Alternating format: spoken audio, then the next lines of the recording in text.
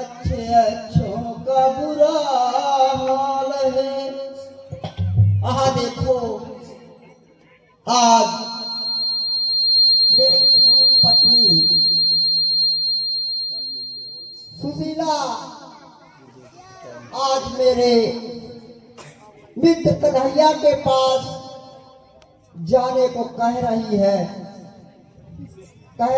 हे स्वामी, यह गरीबी हम कब तक झेलेंगे?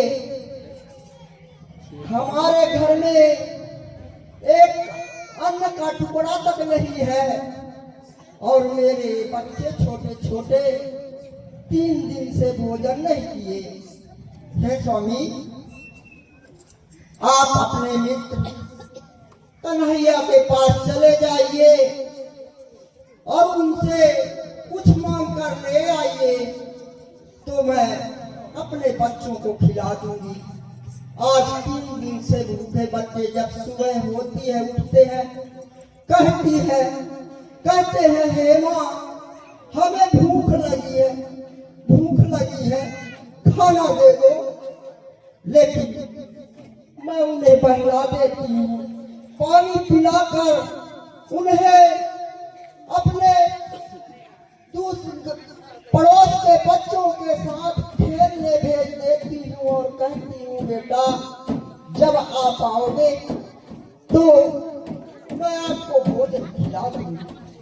ऐसे करते करते शाम हो जाती है और जब बच्चे शाम को घर आते हैं, कहते हैं माँ भोजन बन गया। अब मैं क्या करूं? कह देती हूँ बेटा भोजन बन रहा है, थोड़ा सा पानी पी लो।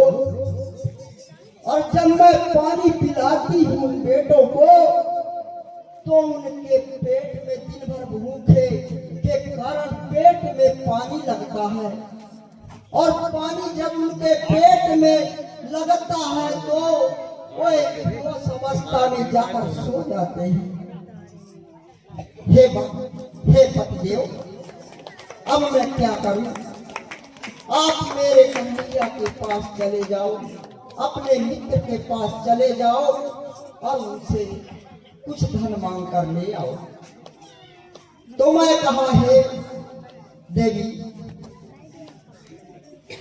मित्र के पास कुछ मांगने के लिए आया जाता। देवी, मित्र तो निस्वार्थ होता है, मित्रता निस्वार्थ होती है। मित्रता में कोई परस्वार्थ नहीं होता। इसलिए हे देवी, मैं वहां नहीं जाऊंगा। मित्र से मांगने के लिए कुछ कभी नहीं जाना चाहिए। मित्रता तो लोटे और डोर जैसी होती है देवी, लेकिन भगवान ने हमें जिस विधि से रखा है उस विधि से रहना चाहिए देवी। लेकिन मेरी देवी सुशीला हट कर देती है और कहती है कि नहीं प्रभु, आपको जाना ही पड़ेगा, मेरे बच्चों का भूख नहीं देखा जा सकता। आप तो पुरुष हैं, पुरुष की छाती मजबूत होती है, लेकिन माँ तो माँ होती है, मैं कैसे देख सकता हूँ। मैंने सोचा अगर मैं अपने पति धर्म को नहीं निभाता, क्योंकि वह मेरी साक्षात लक्ष्मी है, घर की लक्ष्मी है, अगर उसके कहने पर नहीं जाता तो मेरा पति धर्म नष्ट हो जाता है। इसलिए मैं अब जा रहा हूँ और अगर वहां मांगता हूँ जाके तो मेरा मित्र धर्म भी नष्ट हो जाएगा। लेकिन पत्नी कहती है कि नहीं प्रभु चले जाइए। तो मैं कहा, हे देवी, मित्र के पास खाली हाथ नहीं जाया जाता। मित्र के घर जाने के लिए कुछ धन की आवश्यकता होती है, खाली हाथ नहीं जाया जाता देवी। तो वह कहती है, हे स्वामी, मैं एक मुट्ठी चावल रखी हूँ, आप इसी को लेकर जाइए। मैं उस चावल को तो रख लेता हूँ, लेकिन कहता हूँ हे देवी, मैं अपने मित्र से कुछ न मांगूंगा। तो देवी कहती है, जब आप अपने कन्हैया से मिलेंगे तो मेरा हाल पूछिए कि भाभी कैसी है। भैया हे मित्र, आपके बच्चे कैसे हैं? तो हे स्वामी, उनसे कुछ नहीं कहना है, इतना ही कहना है कि एक मास दुई पाख में, अरे तू एकादशी हो, और मेरे तो घर में प्रभु रोज एकादशी हो। हे स्वामी, कुछ नहीं कहना है। मैं इतना कहकर चला जाता हूँ, अब द्वारका पहुंच चुका हूँ। अब मैं कन्हैया के घर जा रहा हूँ, द्वारकाधीश के पास जा रहा हूँ।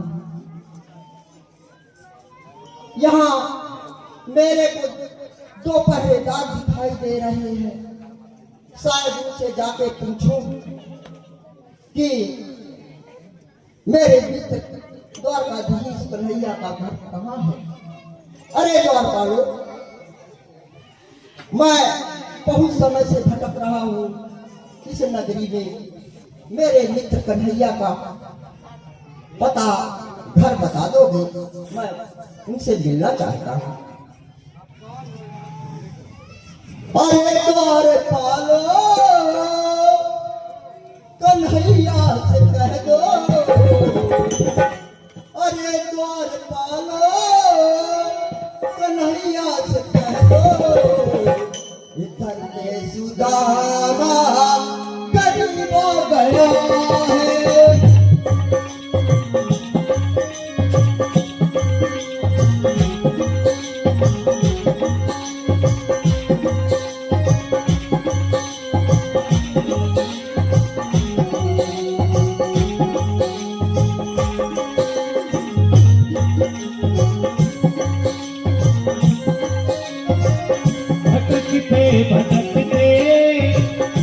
जाने कहाँ से तुम्हारे महल के करीब आ गया है। एक आदमी आ जाओ इधर, कन्हैया से बताओ।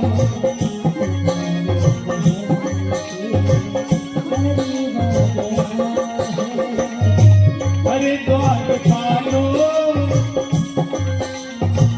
सुदामा से कह दो, इधर पे सुदामा करीब आ गया है।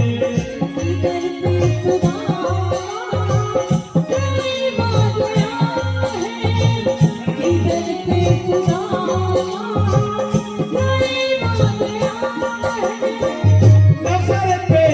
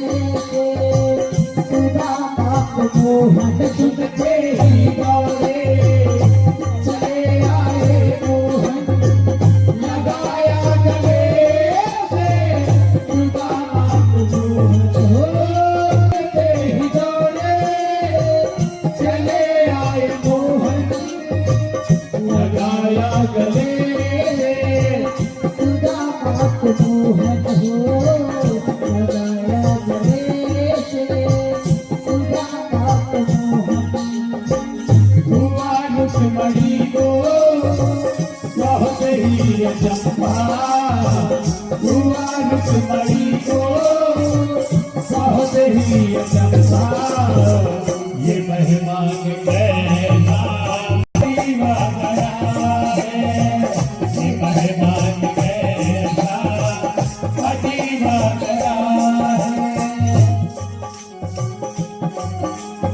नीचे बैठ जाइए आप लोग दोनों नीचे बैठ जाइए नीचे बैठ जाइए नीचे दोनों बैठ जाइए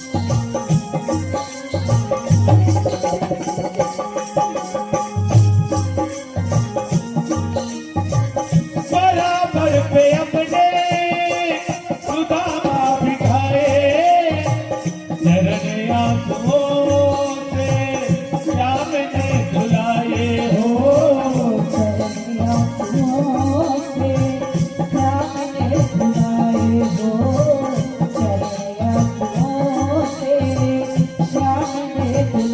बराबर पे अपने सुदामा बिठाए चरण आंखों से श्याम ने धुलाए हो बराबर पे अपने सुदामा बिठाए चरण आंखों से श्याम ने धुलाए हो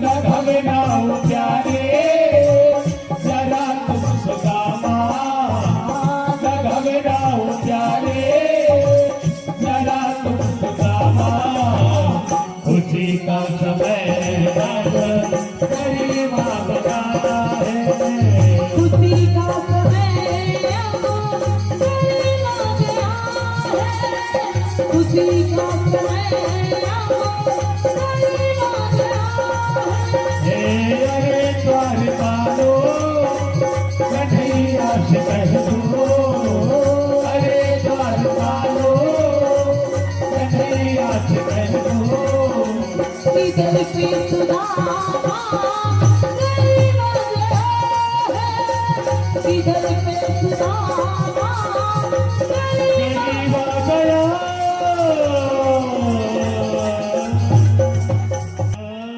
बोले राधा रमण भगवान की भगवान आनंद पद बाके बिहारी सुंदर आसन पर बिठाया बहुत अच्छे से सुनिएगा पैर मत धुलाइएगा लड़कियां कुछ नहीं करना जितना हो उतने बोले राधा रमण भगवान की मैं काई करके दिखाई नहीं देता